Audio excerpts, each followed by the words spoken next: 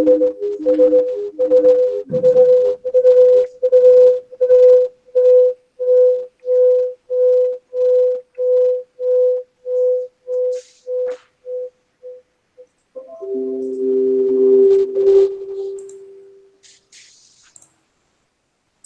sir. Okay. Very good afternoon to all. Myself, Dr. Sachin Borse. I am presently working as. Am I audible now? Yes, sir. Okay. So presently, I am working as a professor and head. I am working as a professor and coordinator international relation for our institute at Imperial College of Engineering and Research, Pune.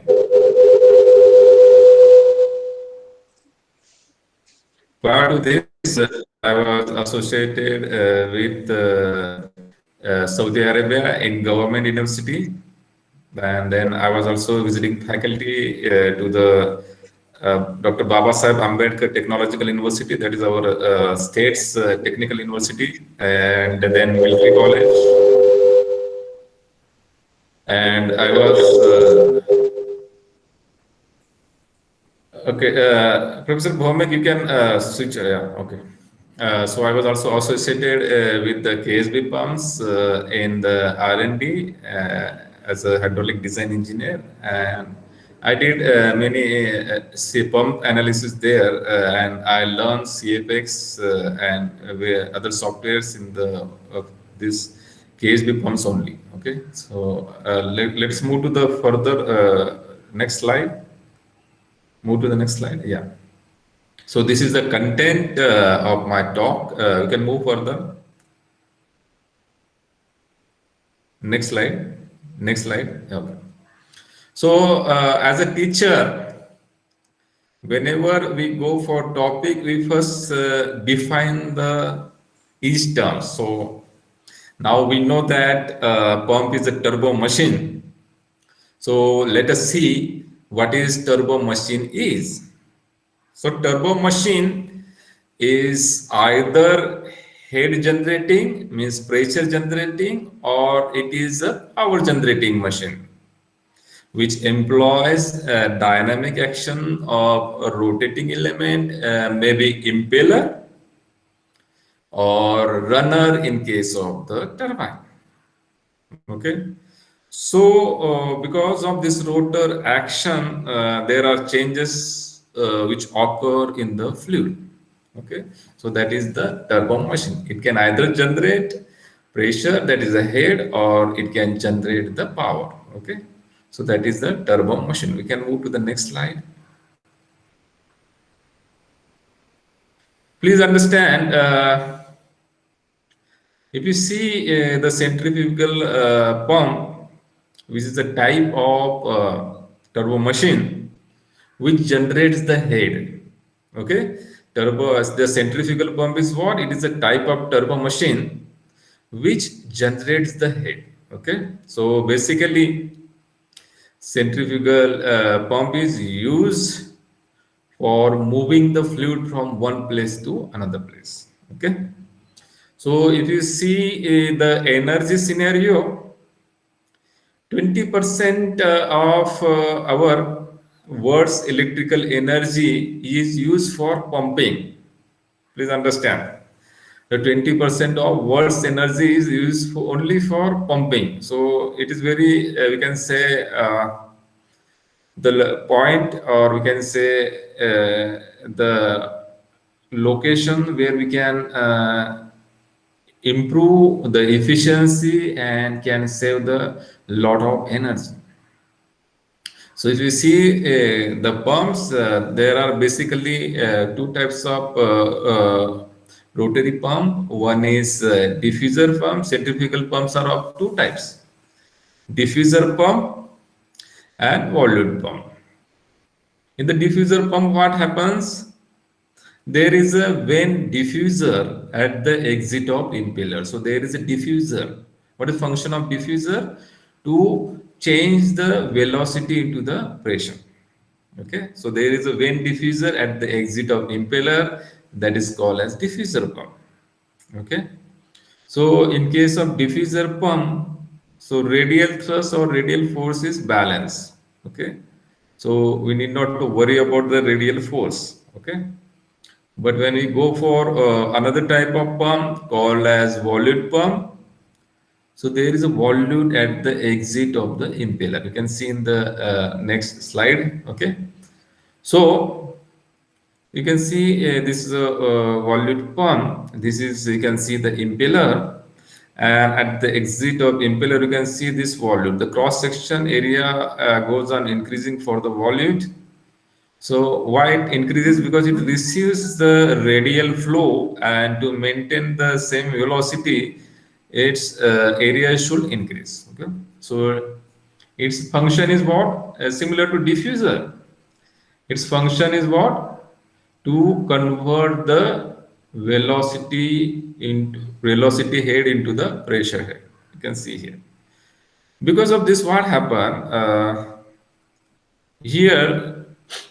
So if you see, the pressure goes on increasing as when it starts from the tongue of the volume, the pressure goes on increasing on the way. Okay, till it reaches out. Okay, so what it means, the pressure here is less, but pressure here is more. So what will happen on the impeller? There will be net radial thrust will act.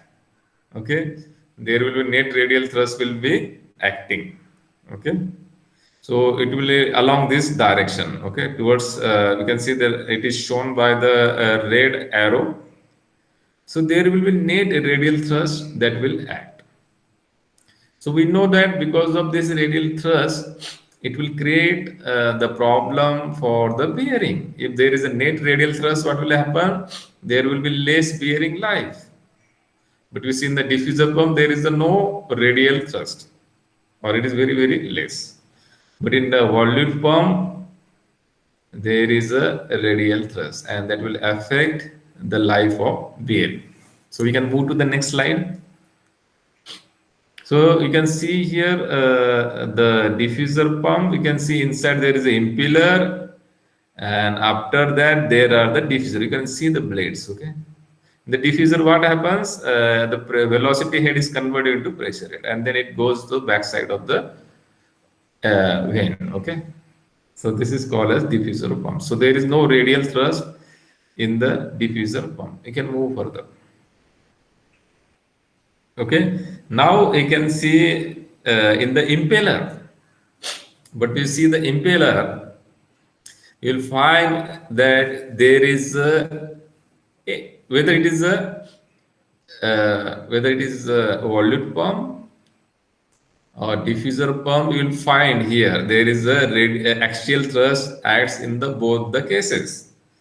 Why this axial thrust acts? You can see here the impeller, here the fluid will come inside, and on the wall available for the pressure to act. We know the pressure divided by area. Pressure, what is the pressure is? Force divided by area. So if you multiply pressure with the area, what will you will get? You will get the force. Okay, so less area is available here. If you see the back side of the impeller, more area is available.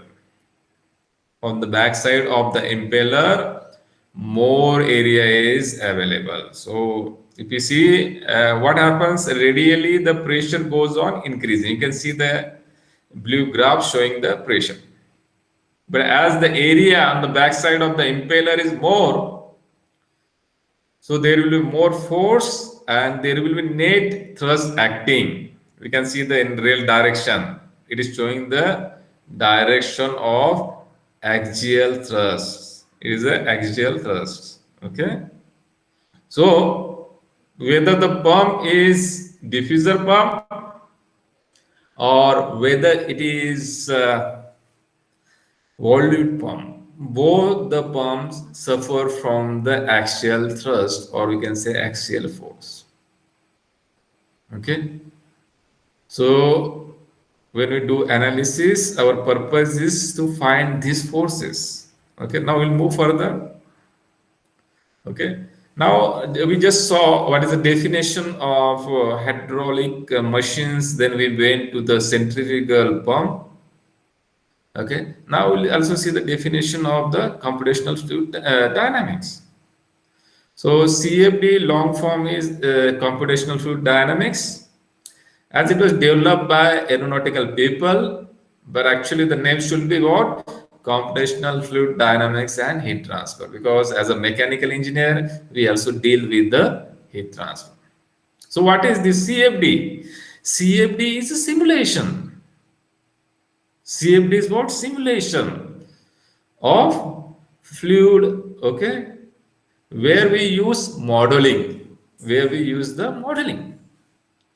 When I say modeling means what? Mathematical modeling. So what we do, we form the differential equation for the system.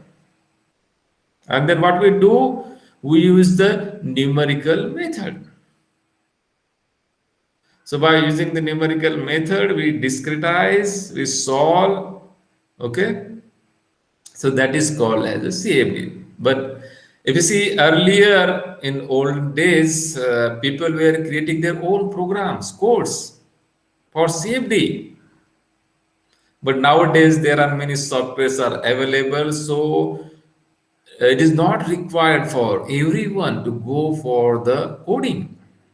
But we have to understand what is behind it. So we have to understand the basics of the CFD. So we'll move further. Next slide. Now let us see how CFD can help us. It is just like a stethoscope to the physician. We call it as doctor. Same way, CFD is for us. So let us see how CFD is helping us in the design. So we can help. We can take the help of CFD to predict the performance of thermal hydraulic system. So we can predict the performance. When we can predict, we can study different systems. Okay. Next, we can try plenty alternative options. Suppose you want to conduct the experiment, it takes first we have to fabricate the system, then we conduct the experiments. For conducting the experiments, we need the various resources, including the human resource, energy, and some consumables. Okay, so it is costly and time consuming. Okay, if I want to try the experiments in 100 ways, it will take a lot of time, a lot of money, and of course, it will take a lot of time. But in the CFD, you can try many options and it will not cost you much. Next, CFD gives detailed insight of the flow. Please understand, when we do the experiment, in the experiment we can we can get the value of variable at the location where you have provided the sensor. You cannot get the value of variable at the other location where you have not provided the sensor. Okay, but in CFD, in the domain, at each and every point, the values of variable are available. Okay, so it gives detailed insight of the flow, which is not possible in experiment. If you do experimentally, it will be costly. Okay, so it can be used to validate experimental and analytical results. Okay, please understand, as a researcher, whatever the readings I am getting from the experiment, you think it is correct, but there are the chances that the reading you are getting may be with error. There may be some problem your sensor instrument. Okay, So what we have to do as a researcher, we have to be very, very cautious. So what we have to do, we have to cross check. We need to cross check. Okay. So what we do, we use another approach. Like CFD can be used for validating experimental results. CFD can be used for validating the analytical results. So this is the third dimension we can say. Next, it makes the design process. You can go backslide. You can backslide. It can make the design process more scientific. Please understand, earlier people were doing the trial and error method in the hydraulic component design. Okay, but we know that trial and error method, if you are lucky, you will get solution quickly. If you are not lucky, you will take years or months to get the good design. So it makes the design process more scientific. How? We observe the streamlines and see whether there is a flow separation, and if there is flow separation, what we do, we change the location where there is a flow separation. So it makes the design process more scientific. Next slide. So next is we can investigate. Suppose particular pump is giving poor performance. We can do the safety analysis and investigate why it is having the poor behavior. Okay. And next is we know that nowadays the high-speed computers are available at a very low price. So if you compare the experiment with the CFD, then CFD is cost effective, rapid, okay, and it also provides high fidelity data for diagnosing the flow field. Then next, we can use the CFD for, you can go to the backslide. We can use the backslide, please. We can use the CFD for the simulating the phenomena which are very difficult to conduct. Like suppose I want to do the simulation of very big ship airplane. Okay, so it needs very huge wind tunnel for testing, and it is very costly. So we can do it in the computer. So we can conduct. Please understand, we are not eliminating the experience. So what we are doing, I will try 100 cases with the CFD, and I will search for promising 5 cases. Then I will go for experiment for the promising 5 cases. Okay, so this way we do the analysis. Okay, so we can do say the analysis for 100 cases and then shortlist the best one and then go for physical testing, experimental testing for that 5 shortlisted cases. Okay, next slide. Now a question will come in your mind, how do we do, what is our outcome of CFD analysis? What do we look from the analysis? So basically, fluid mechanics, if you see the equation that I will explain you, we see the forces. What forces are acting on the body? Like the forces maybe pressure force, viscous force. Okay, like you can see here the aeroplane. Okay, so CFD analysis is done on the aeroplane. You can see with the colors, different values. Okay, so it gives the forces on the aeroplane. Okay, So basically, we can see here it is. I think it is a velocity plot, but we can also find the forces on the body. Which forces we are interested in? We are interested in the lift force, drag force. Okay, for the aeroplane. In case of ship, our interest is to find the drag force. In case of aeroplane, our interest is drag force and lift force. As a designer, I want more and more lift force and I want less and less drag force because our fuel consumption is linked to the drag force. Okay, so our interest may be from the drag force to find drag coefficient, lift coefficients. Okay, so this thing is first thing is that we are interested to find the forces. Now next slide. First thing is the forces. Next, and in case of pump, we are interested in the torque.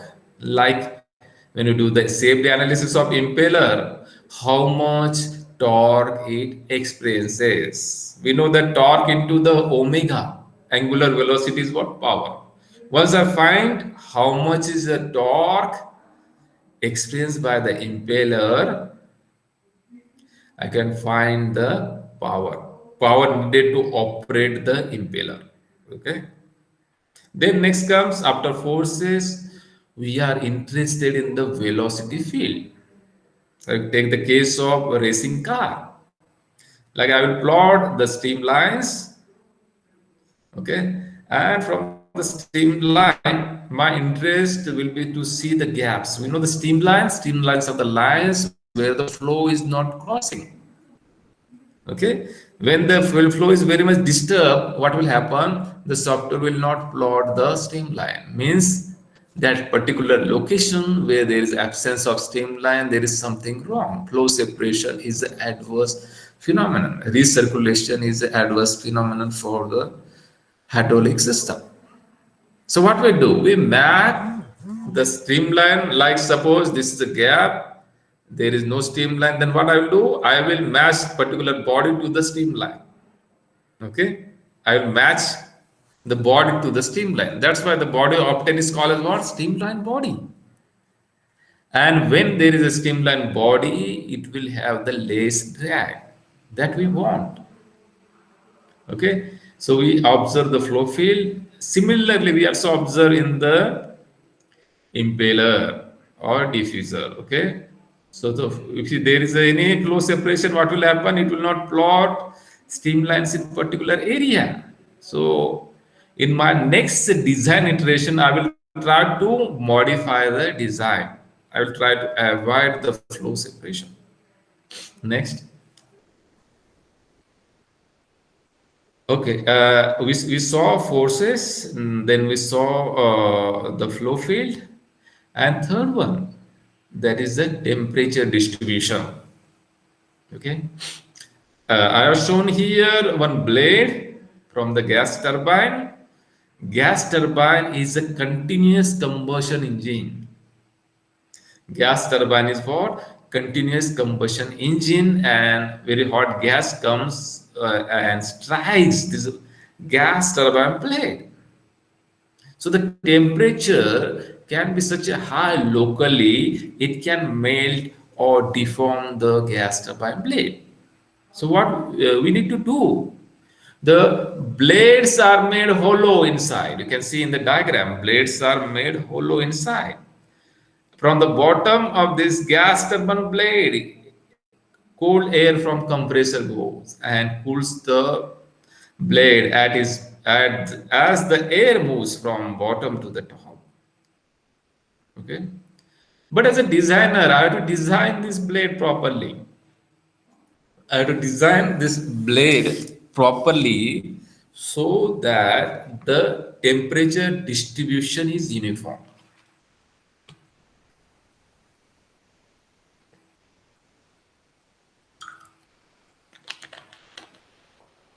Why temperature distribution uniform needed? We know that if there is non-uniform temperature, there will be unequal thermal expansion, and that will give rise to the thermal stresses. So as a design engineer, I have to see after doing the analysis that there is non-uniform temperature distribution is avoided. There should be uniform temperature distribution. Similar is a case of computer chip or electronic cooling. So we need the proper cooling. You know that if the heat is not dissipated, what will happen? The temperature of the system increases. If the heat is dissipated, what will happen? Temperature of system reduces.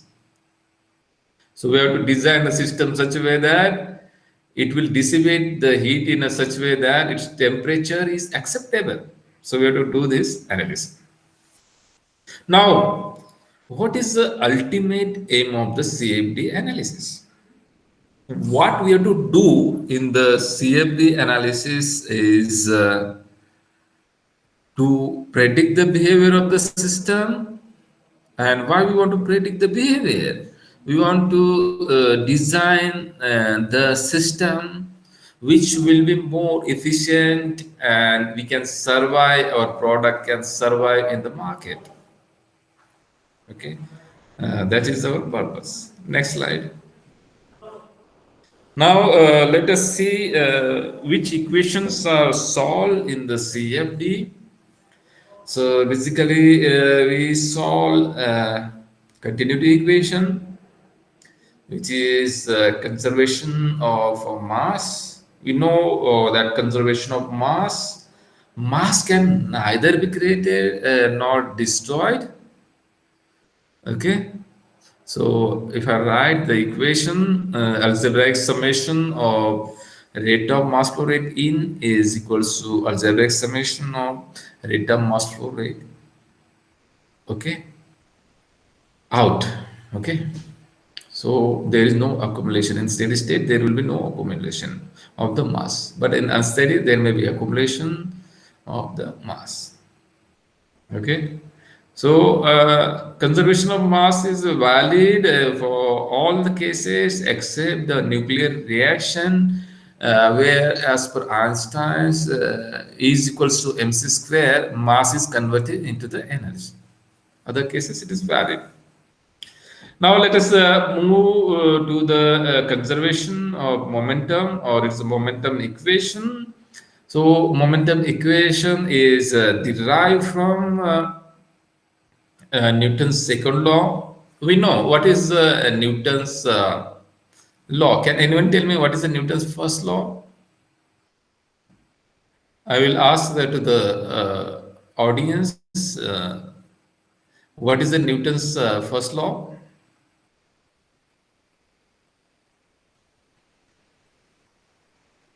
Yes, anyone? Okay. So Newton's first law, it is dealing with the force. It gives a definition of force. Please understand. Newton's first law is what? About the definition of force. Newton's second law gives the equation of our force. And Newton's third law gives the nature of the force. Okay. So Newton's first law tells that body will remain in the state of motion, or it will remain stationary unless acted upon by the unbalanced force. So it tells definition of force. Force is a thing which can bring the moving body to the rest, or the body from the rest to the motion.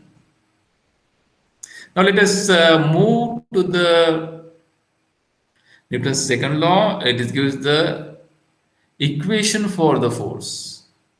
So it tells that mass into acceleration is equals to the forces, or we can say summation of forces is equals to what? Mass into acceleration.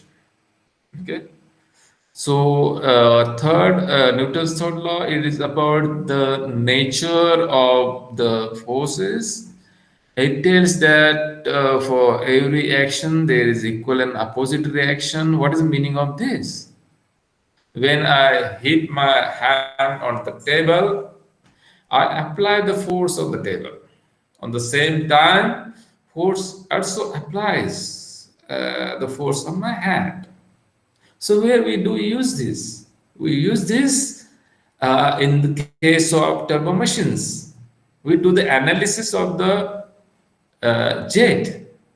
But our interest is what? How much force are experienced by the blade. So force on the blade will be what? Same as force exerted by the jet, water jet. But direction will be what? Opposite. Okay. So now we'll see that momentum for momentum equation there are three equations. Why there are three equations? Because why there are three momentum equation? Because the force is a vector quantity. Force is a vector quantity, and we need to resolve in the three direction. So there are three equations, momentum equation. So I will just write now. So it is mass into acceleration in I direction is equals to what? Summation of forces in I direction. Okay, so we have to write the momentum equation in x direction, y direction, and z direction. Then comes energy equation. So energy equation comes from the first law of thermodynamics. So what it tells, first law of thermodynamics, there are two equations. So please understand when we go for engineering, we need to express the thing in the mathematical form. So what is the mathematical form of first law of thermodynamics? There are two equations. One tells about the cycle, summation, algebraic summation of Q is equals to algebraic summation of W. But here it is not cycle, it is a process. So what is the first equation for first law of thermodynamics? That equation is that heat supplied in any process is utilized in the two parts. First part is to change the internal energy. First part is what? To change the internal energy. Means what? To change the temperature. Second part is what? To do the work. Second part is utilized for doing the work. Okay. Now we'll move in the next slide. After applying these laws to the very small element, we get differential equation. We get the differential equation. But you will find that it is not an exact differential equation, but it is a partial differential equation. So you will ask me why? Why partial differential equation? So I can tell you, if there is the mathematics rule tells that if there is more than one independent parameters. What is the independent parameter here? T, X, Y, Z. So it is more than one. So that's why it becomes what? Partial differential equation. That's why it becomes what? Partial differential equation. Okay? Got this point? So this is a partial differential equation. Then this is the equation for continuity equation. Now these are three equations for momentum. You can see on the left hand side it is mass into acceleration. So we'll ask a question when there is mass into acceleration only term one term, then why there are four terms here? So we have to understand here that Newton's law is for particle. So it is a Lagrangian approach. Newton's law is what? Lagrangian approach. And our fluid mechanics is what? Eulerian approach. So we need to convert Lagrangian to the Eulerian. That's why there are four terms. On the right hand side, you can see the summation of forces. Can you tell me what are the forces, different forces in the fluid mechanics? First is a pressure force, then viscous force, and body force. These are the three forces. So you can see here del P by del X is what? Pressure force. And this remaining term is what? Viscous force. Okay. And I have not shown there can be body force because of the gravity. Body force is important in the case of the water, where water is heavy. But you take the case of, yes, it's just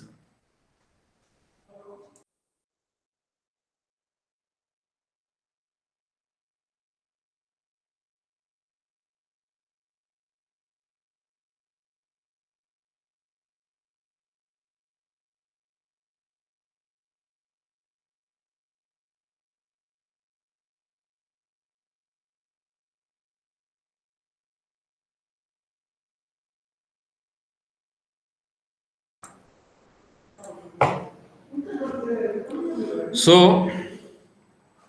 In case of heavy fluid, in case of heavy fluid like water, we need to take the body forces. So in z direction, there will be body force. But for air, like gas turbine, where the air is very light, so we no need to take a gravity force. If you need to take, no problem, but no need. Okay. So these are the forces. I'll move to the next slide. So now, whatever the equations are formed, I have not shown you the energy equation. Whatever equations are available, now what we have to do is we have to convert this equation into the equation to the difference form, and then we need to solve it. Okay. But what happens in the fluid mechanics? We deal with the flow which is turbulent in the nature. Okay, so mechanical engineer, whatever the flow we handle is mostly we can say up to 98%, 99, 95 or 98%, the flow is turbulent. Okay, so for if the flow is turbulent, we need to solve additional turbulence model, and we need to solve one more 2 or 6 equation based on the turbulence model.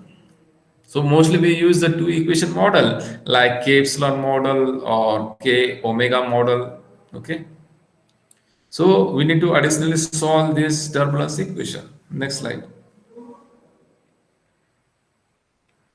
Okay. Before that, I will tell you what is turbulence is.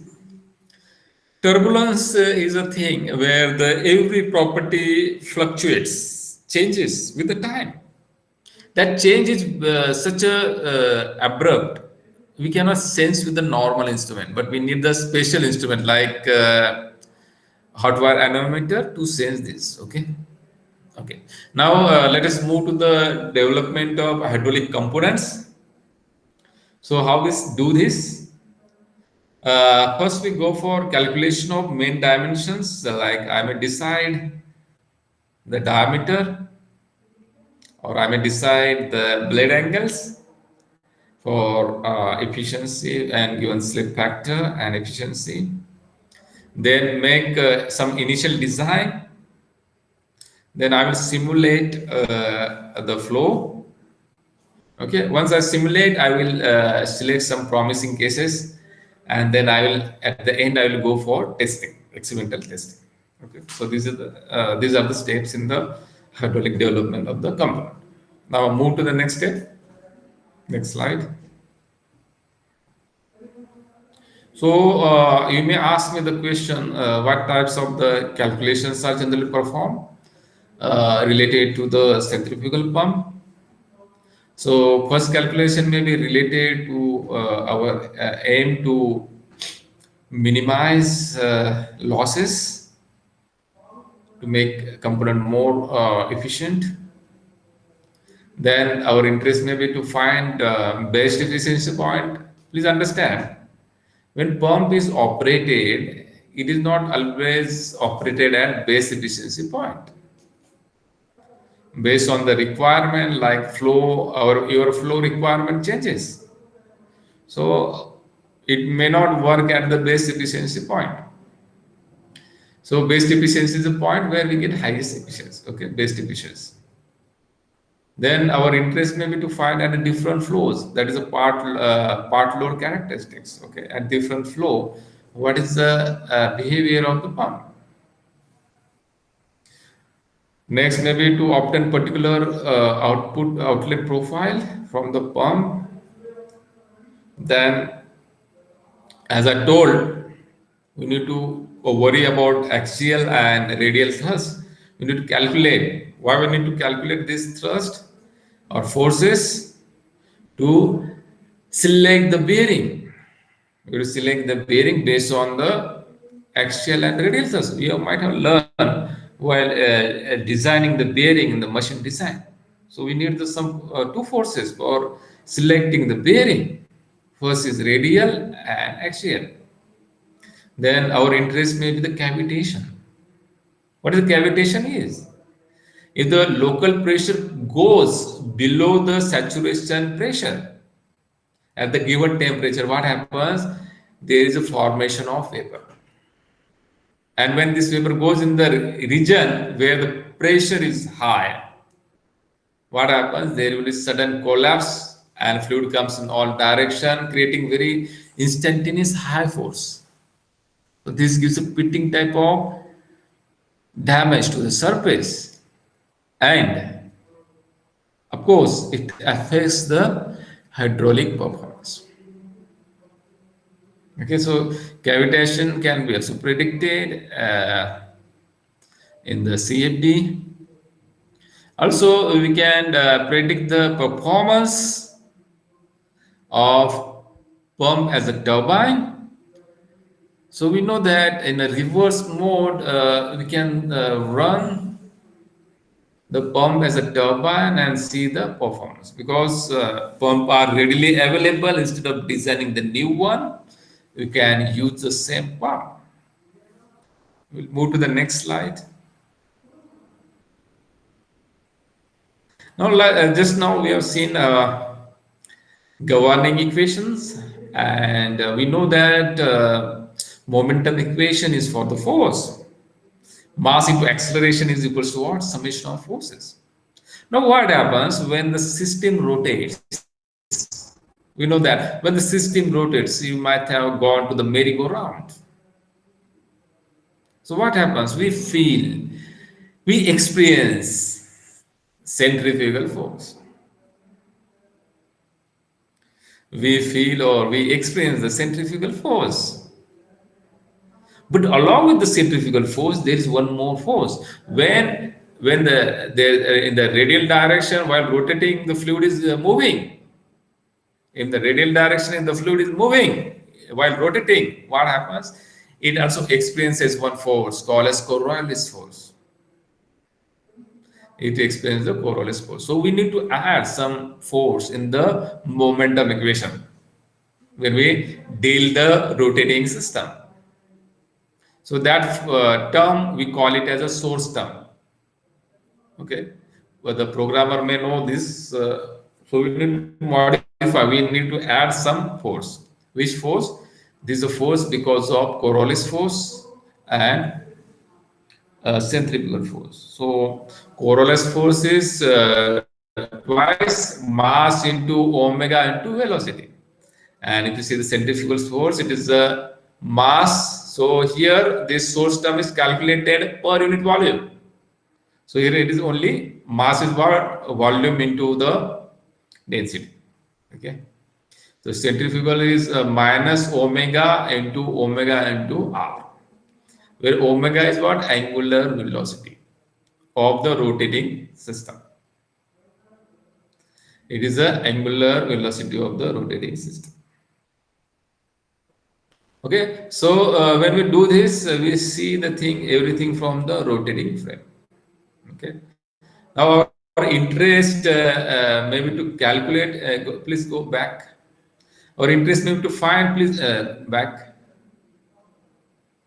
please. Yeah. Please understand, here comes one thing back. Right, go next. Okay,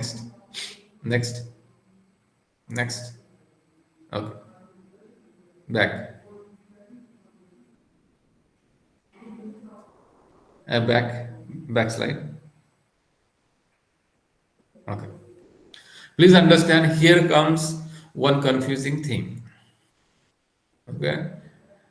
There are quantities in the rotating frame. There are quantities or variable in the stationary frame. Okay.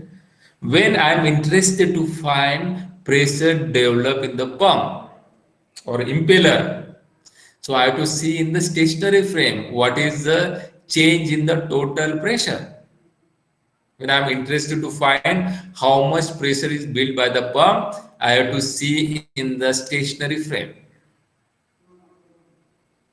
But when I have to see the hydraulic performance of the impeller, I have to go in the rotating frame and see how much is the pressure drop in the impeller. So that will tell whether how much is the friction loss in the pump. So vice versa, we need to convert the velocity. So how will you find the velocity in the rotating frame? So it will be velocity in the stationary frame minus omega into r, where r is the radius vector, omega is the angular velocity, and rho is the density. So this mathematics is involved. So this additional force, two forces are added in the momentum equation. They are added in what? Momentum equation. Next slide. So here, when if you're making your own program, so you need to give the direction. So we use a right hand rule. So suppose the axis of rotation is the thumb, and motion of fluid is index finger, then your middle finger gives the direction of Coriolis force. If the thumb is axis of rotation, index finger is motion of the body, means flow direction, then middle finger gives the direction of Coriolis force. Similarly, for angular velocity, there is also right hand rule. So if the fingers are showing a sense of rotation, if the fingers are showing sense of rotation, then your thumb gives the direction of angular velocity. Then thumbs gives what? Direction of angular velocity. Okay, next slide. So as I told, suppose you are interested to find how much is heat developed by the impeller. Then what we have to do? We have to do the in the stationary frame. So pressure in the stationary frame plus rho into u square of stationary velocity. From this you will get total pressure at this location. So we have to find total pressure at the outlet of impeller, total pressure at inlet of impeller. Then you subtract, you will get the pressure developed by the impeller. Okay. So I already mentioned, if I see from stationary frame, I can get the pressure developed by the pump. If I see from the rotating frame, I will get how much is the pressure loss because of friction in the impeller. So we need to do very carefully this understanding of pump analysis. Okay, move to the next slide. So we know that our after doing the analysis, our interest may be to find the how much is torque acting on the impeller. So if we multiply torque with the angular velocity, then it will give the power. So please understand here, if your everything is correct, if it is pump, then your power should come negative, because what? It's a power consuming machine. If your turbine is there, it should come positive. Okay. So if it is coming opposite to your machine, then something is wrong in the setting of the safety simulation. Okay. So if your power is coming negative, means what? It is a pump. Okay. So your analysis of pump is correct. But if your power is coming positive, means something is wrong in the analysis. But if you're doing analysis of turbine and your power is coming negative, means something wrong. But if you're doing analysis of turbine and power coming positive, means okay, it's correct. Okay. I'll move to the next slide.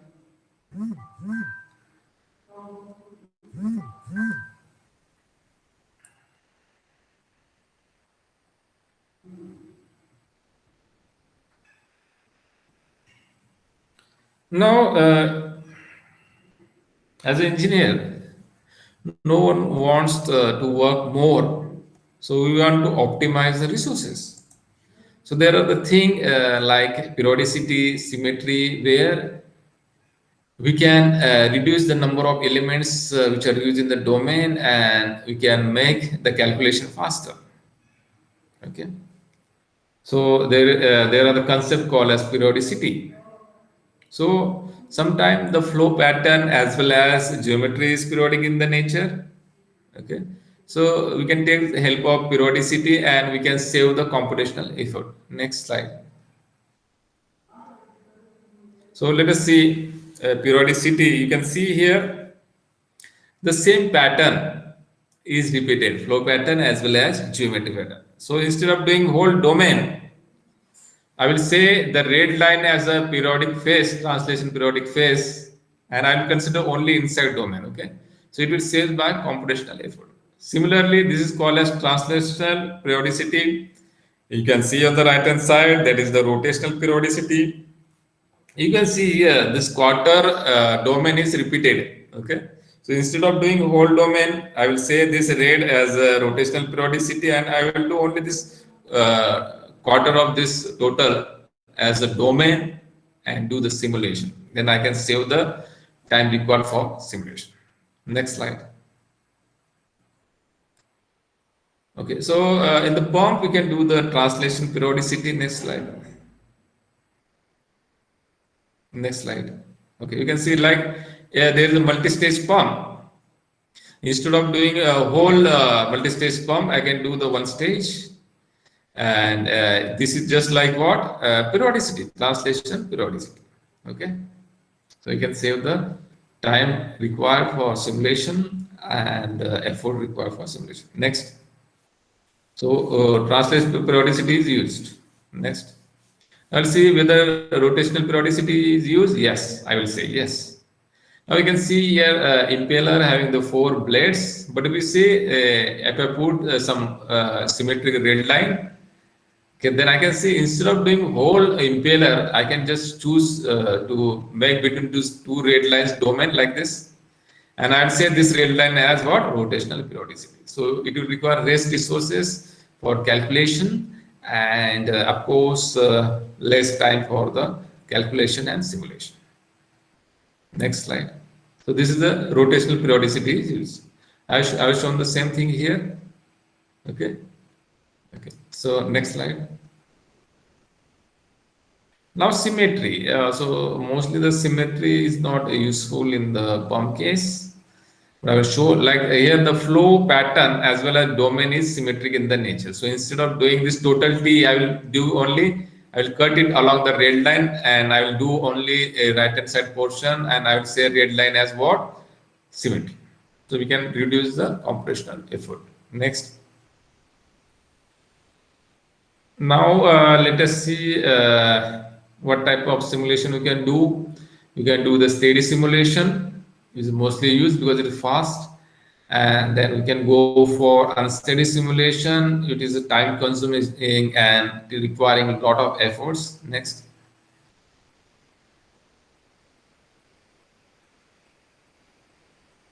Next slide, please.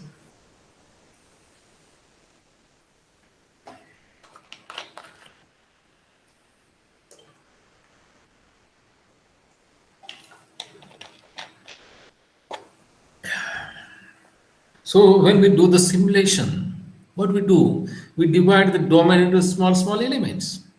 Why? Because our differential equations are valid for small elements. So that converting the domain into small element is called as what? Meshing. So there are 2 types of meshings, structure mesh and unstructured mesh. So if you see the structure mesh, it is good for calculation, good for accuracy. If you see the unstructured mesh, it is good for creating. Okay. So whenever we go for analysis, we first try for structure mesh. If it is not possible, then we go for unstructured mesh, which is quick to form and not much time consuming. Next slide. When we generate the mesh, we have to take care that when mesh moves from one layer to another layer, their expansion ratio should not be more than 1.25. If there's more expansion ratio, it affects the accuracy. Okay, next slide. About mesh size, if I'm doing only single blade, then 1 lakh elements are okay with the wall function. And if I'm using the not using the wall function, then 10 lakhs elements needed for one blade simulation. And over the pitch, I need 20 to 50 cells. Along the axis, I need 20 to 30 cells. In the boundary layer, 10 elements are okay. And along the suction and pressure side, it is good to have 100 to 150 cells in the streamwise direction. And next. So it is a good idea to resolve the leading and trailing edges well. Means what? We have to make more elements.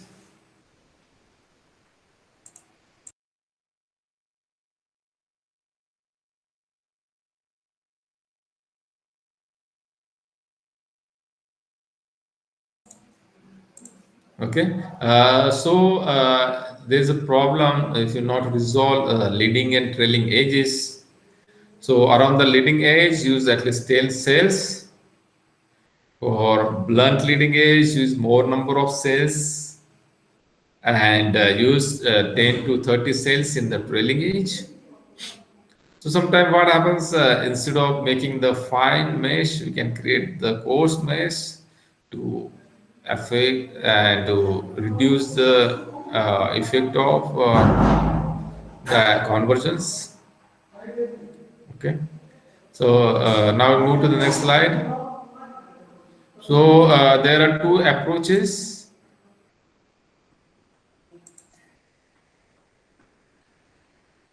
There are two approaches when we go for wall function.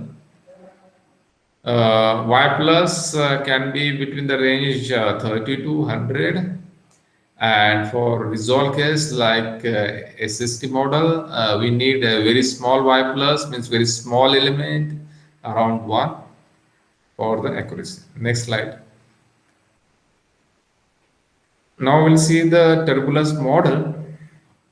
We know that in the pump the flow is turbulent, and we need to take the turbulence model. There are different turbulence model. Okay, there is single equation, single algebraic equation, zero equation.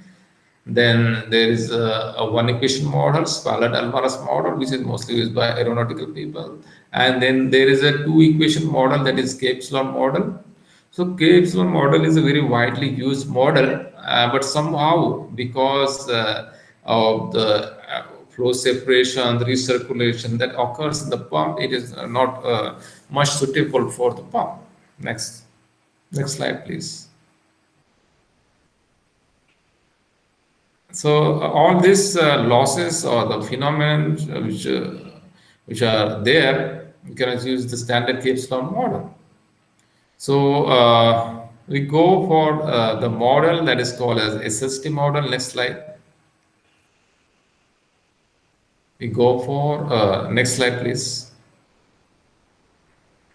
So K omega model is most suitable model for the pump because it takes care of the flow separation and near wall it get resolved.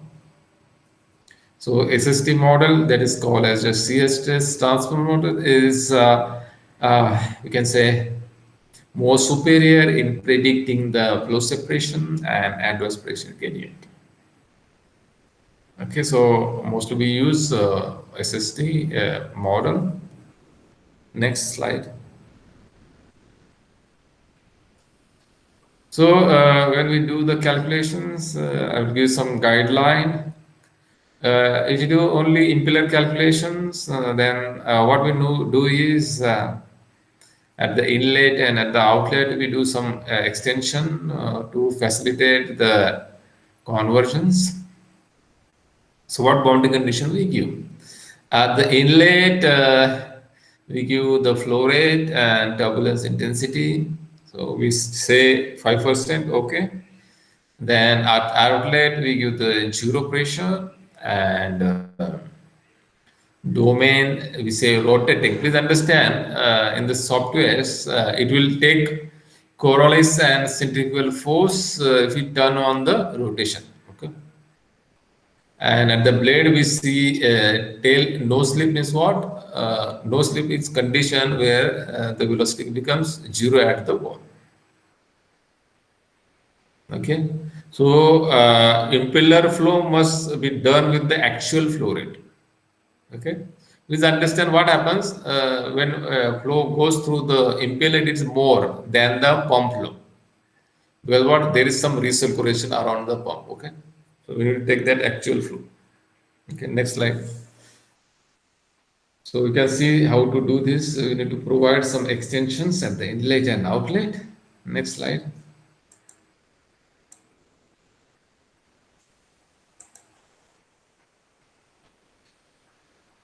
Now, how will you find the head developed per stage? You know that in multi-stage pump there are many stages. So what I will do now, I put the head of the impeller that I calculated. Then I will say head loss in the diffuser. After impeller, what will be there? Diffuser. So I will write minus head loss in the diffuser, then minus head loss in the back channel or returning channel. So this way I can predict the head developed per stage. Okay.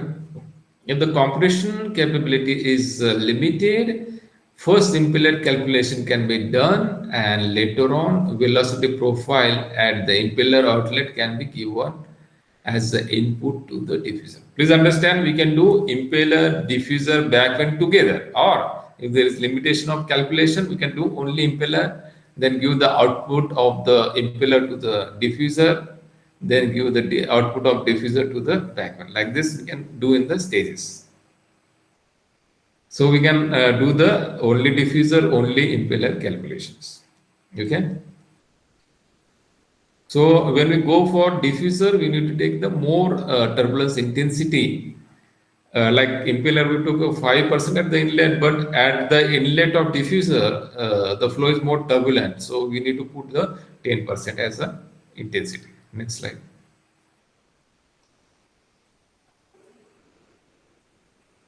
So only value calculation we don't do because along the circumference, the flow field is different. Okay.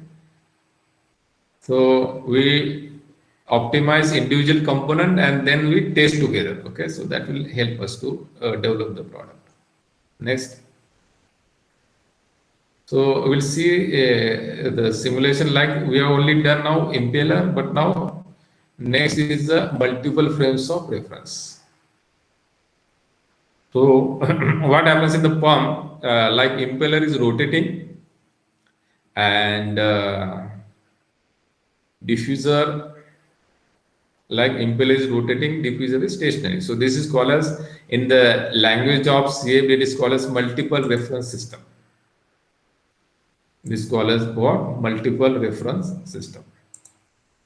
It is called as multiple frames of reference. Okay, multiple reference. Okay, multiple reference frame, or it is called the multiple frames of reference. Okay. So this analysis where one system is rotating and one is stationary, that is called as what? MRF. Okay, MRF. Okay, multiple frames of reference. Okay, so there are three approaches. One is a frozen rotor, one is a stage, and third one is a transient rotor setup analysis. Next slide. So there are some terms which are associated with multiple reference frame. First is the frame change. Multiple frame multiple reference frame, what happens? Frame changes. Okay, frame changes means what? One component is rotating, one component is stationary. So it is called as frame change.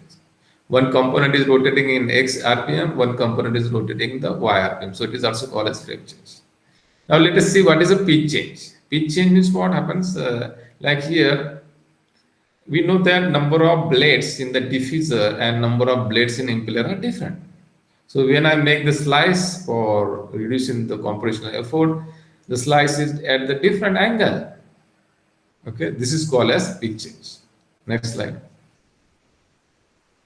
So interface between the rotating domain and stationary domain must be placed very carefully, and mostly it should be midway, because there is very less gap is there between the impeller blade and diffuser blade. Okay.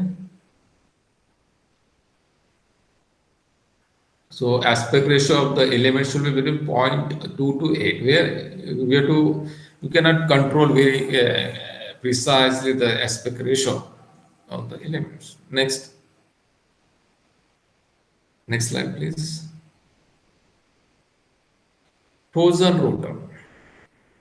In a frozen rotor model, treat the flow from one component to the next component by changing the frame of reference. Means like impeller is rotating and diffuser is stationary, means convert from rotating to the stationary frame and maintaining the relative position of the component. Use periodicity to reduce the computational effort. Here we use the periodicity and use less number of slices in the given frame so that pitch change for the rotating and stationary domain is near to 1. Like I've shown that there is a angle is different of the slice of the impeller and diffuser. So we have to select the slices in a such way that the change in the angle is not much. It should be near to the 1. To account for differences in the pitch ratio, the flow passing through interface is scaled according to the pitch ratio. This ratio is called as what? Pitch ratio. Angle ratio is called as what? Pitch ratio. So it is scaled up or down based on the pitch ratio. Next slide. It is used for non-axisymmetric flow domains such as impeller volute, turbine, draft tube. Okay. The frozen rotor model has advantage of being robust and less noise. So what is the advantage of this frozen rotor is that it is more robust and less resources are needed. So it is used for like impeller volute simulation, turbine and draft tube simulation. Next. Like here I have given like impeller blade is having impeller is having 7 blades, diffusers are having the 9 blades. So if you take one slice, what will happen? If you take one blade of the impeller and one blade from diffuser, and then if you calculate the angle for impeller, it is 51.4 degree, and for the diffuser it is a 40 degree. So ratio will become 1.29. What we want is near to 1. So next slide. So in case of like impeller, if we take 2 blades, what will happen? The angle will become 101.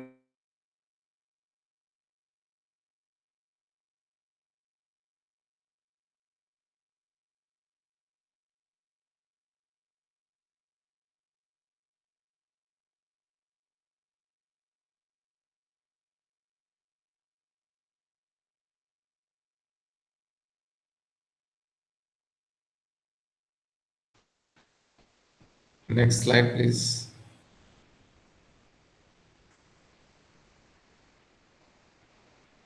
So this model, which is a frozen rotor, produces a steady-state simulation for multiple frames of reference with some account of interaction between the 2 frames. So frozen rotor analysis is mostly useful when the circumferential variation of flow is large relative to the component piece. Okay. So this model requires least amount of computational effort as compared to the other MRF. Okay. So move on, next slide. In the stage calculation, circumference average fluxes in the band and transmit the average flux to the downstream component. So like from impeller to diffuser, what happens? Circumference averaging is done and it is sent to the next component.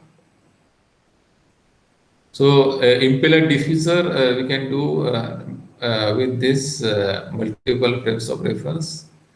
Okay, next slide. Then transient rotor stator analysis. Here, this predicts the true transient interaction of the flow between the stator and rotor. In this approach, transient relative motion between the components on each side of interface is simulated.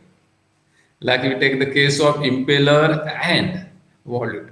So it will what? The position of impeller will go on changing. It accounts for all the interactions. Okay. That are in the relative position.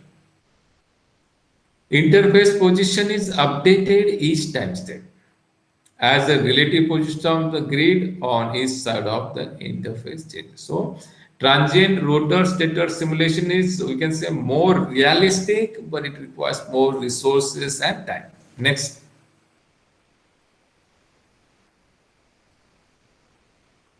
So last computational resources are there. Next. For the this next slide, please. Next. Cavitation. We know that cavitation is a very important thing, and I already described the start of the lecture. So cavitation mostly occurs in case of pumps at the inlet and in case of hydraulic turbines at the outlet. Okay. So we have to study this simulation for cavitation and predict the what is called as, next slide, please. We study the performance and we use here one simple model called as Rayleigh-Placet model for it gives the equation for vapor generation and condensation. Next slide. So we give the various parameters. We need to give the saturation pressure at the given temperature. So temperature is very important parameter in operating and finding the what is called as cavitation in the pump. Next slide. Then axial thrust calculation, back slide. Go back. Yeah. Look at it. So here it is showing axial thrust calculation. Here we have to simulate the total pump along with the side gaps. Okay, we know that the axial thrust is because of these gaps. If we don't take this gap, then we cannot calculate. So we have to simulate these gaps and then find the axial thrust. Next. Then for radial thrust, we have to do this full simulation. Okay, stator rotor simulation. Okay, full simulation we have to do and find the axial forces, radial thrust on the impeller. Next. Okay, so you can use frozen rotor analysis to calculate the forces. Next. So you can also do the simulation for pump as a turbine. But please understand here, sense of rotation will be opposite. Okay. If the pump is rotating in clockwise direction, it will rotate in the anti-clockwise direction. Okay. Next. And here it will be the power will be positive. Then post-processing, we have to find head efficiency, head loss, different flow angles. Then qualitative analysis, we have to see streamlines, vector contours, meridian views. Next slide. So here we can find the hydraulic efficiency. Theoretical here we can calculate at the inlet and outlet. Next, we'll find the head loss. Next.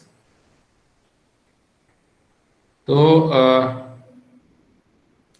We have to also do for quality assurance, like we have to do verification and validation. And verification, what we do, what we intended to do, whether we have done that. Like you are supposed to do simulation for 1 meter per second velocity, whether you are doing that, that is called as verification. And validation means what? We compare the result with the reality, experimental data. Then we have to see grid independence, whether the mesh number of elements are affecting the results. Okay, then we have to see the sensitivity studies, whether simplification are making any result affecting the result. Next. Okay. So these are the references. So if you're interested, I think whether it's not visible here. Okay. Go to the next slide.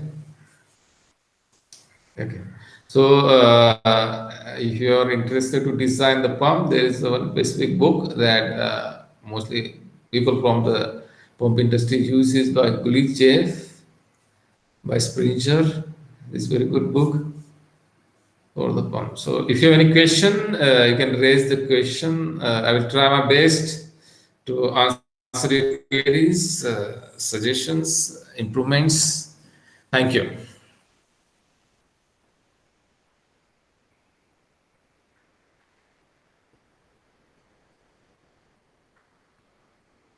Thank you. I have finished my presentation. You can ask the questions. Yes, are there any questions?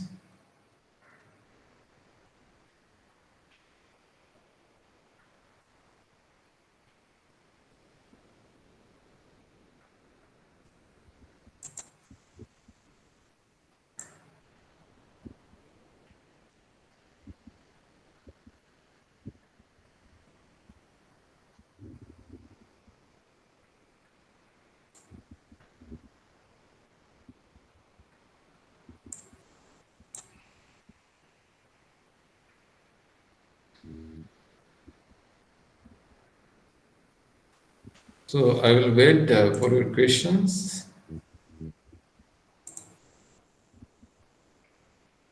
Hello.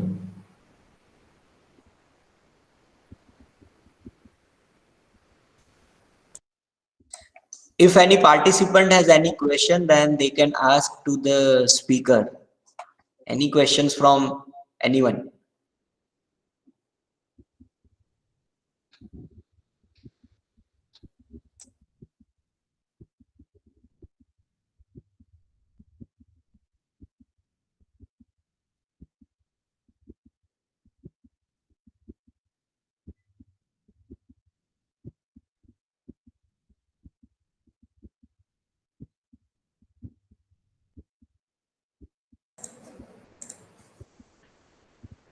So thank you very much. If you have any questions, you can ask me by email also. Okay, my email is given in my PPT. Thank you. Thank you very much.